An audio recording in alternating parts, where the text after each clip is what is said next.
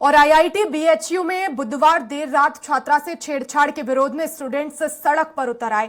करीब 2000 से ज्यादा छात्रों ने कैंपस में जाम लगाकर प्रोटेस्ट किया और इस दौरान डायरेक्टर हाय हाय के नारे लगाए, साथ ही क्लोज कैंपस की मांग की है। छात्रों ने मांग की है कि कैंपस में बाहरी तत्वों के प्रवेश पर भी रोक लगाई जाए। गुरुवार को आईआईटी स्टूडेंट्स राजपूताना हॉस्टल के बाहर पहुंचे और विश्वविद्यालय कैंपस में सुरक्षा को लेकर प्रोटेस्ट किया।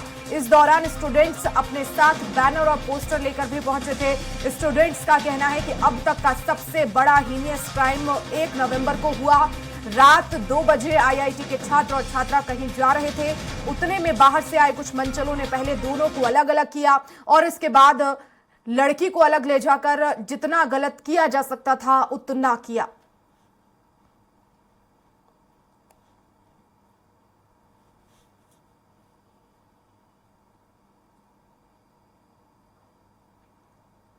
तो का जो मेन था कि सिक्योरिटी कंसर्न्स थे, तो उन सबको लेके जो भी उन लोगों के कंसर्न्स थे वो हमारे कंसर्न्स भी रहे हैं। तो हम लोग उन सभी कंसर्न्स पे एग्री किए हैं और एक टाइम बाउंड मैनर में उन सभी को इम्प्लीमेंट करेंगे और अच्छा एक मतलब बच्चों से संवाद स्थापित हुआ है और कोशिश ये रहेगी कि जितने भी इश्यूज़ हैं वो सभी इश्यूज़ को हम एड्रेस करें। बच्चे आज इकट्ठा हुए हैं प्रोटेस्ट के लिए और ये प्रोटेस्ट जो है वो सिक्योरिटी रीजंस की वजह से यहाँ पे किया जा रहा है। ऐसा क्या मामला हुआ है, उस मामले के बारे में थोड़ा पूरा बता दीजिए। कल रात को 2 बजे के आसपास ये जो आपका डेयरी फार्म की तरफ रोड जाती है, उस पर एक यहाँ की स्टूडेंट है आईआईटी की, उस बच्ची के साथ में जो वो थे और उसके दोस्त थे, सब लोग यहाँ पे आईआईटी में बच्चे वैसे भी रात को अपना घूमते रहते हैं, उनके साथ 2 या 3 लोग थे जिन्होंने उसको रोका। उस बच्चे को जो है शायद अभी ये इतना कंफर्म नहीं उनके पास याद था कुछ या नहीं, लेकिन उनको ज़बरदस्ती लड़के को अलग ले गए हैं, लड़की को अलग ले गए हैं। प्रशासन और पुलिस ने मिलके सारे बच्चों के साथ मिल लिया है, उनका जो भी ग्रीवेंस है हमने सुन लिया है। हमारी टीम अभी लगातार काम कर रहे हैं और जो भी घटना हुए हैं उसमें सख्त से सख्त कार्रवाई की जाएगी।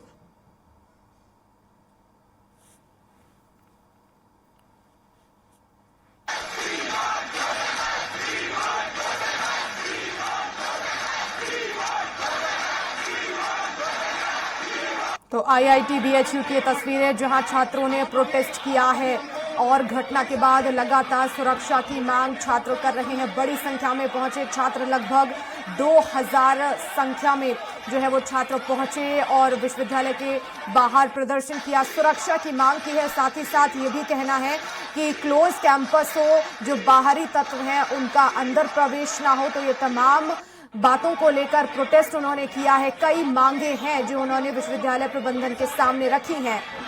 तो प्रोफेसर के घर में जो है भागकर छात्रा ने अपनी जान बचाई थी। दरअसल पूरा मामला, छात्र छात्रा कहीं जा रहे थे, इसी दौरान कुछ लोगों ने छात्रा के साथ गलत काम किया, छेड़खानी की और ऐसे में इस घटना के विरोध में जो है वो छात्र उतर आए हैं और लगातार मांग की जा रही है। अभी तक 3 आरोपियों को इसमें गिरफ्तार किया गया है।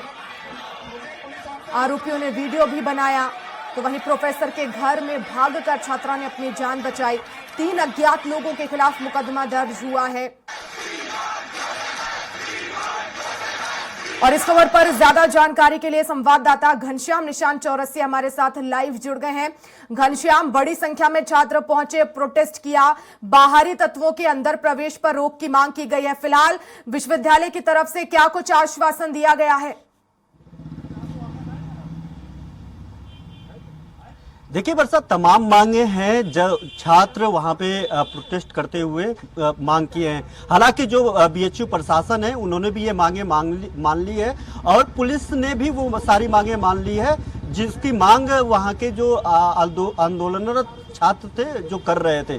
सबसे बड़ी बात है 1 और 2 नवंबर की दरमियानी रात को लगभग 2 बजे कुछ एक छात्र और एक छात्रा 2 बजे उस कैंपस से कहीं जा रहे थे। उस दरमियान ये बुलेट सवार 3 लोग वहां पे आए और दोनों को सबसे पहले अलग किया। फोर्सफुली अलग करने के बाद उस छात्रा के साथ कई तरीके का आपत्तिजनक स्थिति पैदा कर दिया, उसके साथ किस करने की कोशिश की, उसके साथ एब्यूजिंग किया। और यही नहीं, बताया जा रहा है कि उन्होंने रिवॉल्वर लगा करके, उन्होंने अवैध असलाह लगा करके उसके कपड़े भी उतरवाए, उसको नग्न अवस्था में वहां पे उसके साथ एब्यूजिंग की गई, उसका मोबाइल भी छीन लिया गया। मोबाइल छीनने के बाद किसी तरह जब वहां से छात्रा भागने की कोशिश की तो उसका उन्होंने, उन तीनों लोगों ने पीछा किया। चूंकि वहां पे कैंपस के पास ही तमाम तरीके के मकान और प्रोफेसरों के आवास थे, आवासीय क्षेत्र था वो, तो ऐसे में वो छात्रा गली में भागते हुए वहां पे पास में एक प्रोफेसर थे, उनके घर जाकर के अपनी जान बचाई। लेकिन वो 15-20 मिनट का जो वक्त था उस छात्रा के लिए बहुत ही हीनियस क्राइम था वो।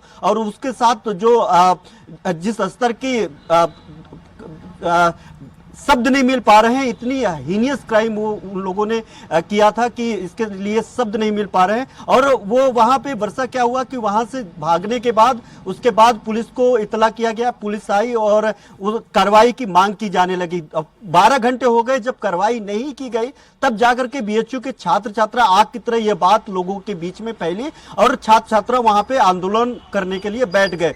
और जब वहां पे आंदोलन करने के लिए बैठ गए तो बीएचयू के डायरेक्टर पीके जैन और उसके साथ ही जो है पुलिस प्रशासन के लोग आए, वहां पे छात्रों ने उनको बंधक बना लिया और बीएचयू प्रशासन हाय हाय के नारे भी लगाए, तमाम तरीके के जस्टिस के लिए उन्होंने वी वांट जस्टिस जैसे नारे लगाए और काफी हंगामेदार वहां पे एक लंबा सेशन चला।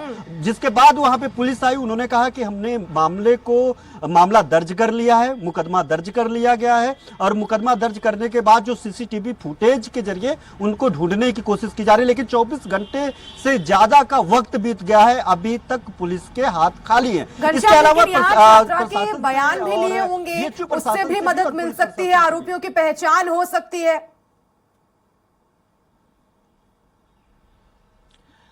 बिल्कुल, मुकदमा दर्ज करने के बाद सबसे पहले आरोपी का जो आरोपी के लिए, आरोपी के पहचान के लिए जो भी छात्रा के पास एविडेंस होगा वो पुलिस प्रशासन के तौर पे आईओ इन्वेस्टिगेशन ऑफिसर के सामने वो देगी। इसके अलावा जो एफआईआर लिखवाया जाता है, जब सूचना दी जाती है उसमें भी तमाम तरीके का जो एविडेंस होता है वो लिखना, पूरे प्रकरण को लिखना होता है।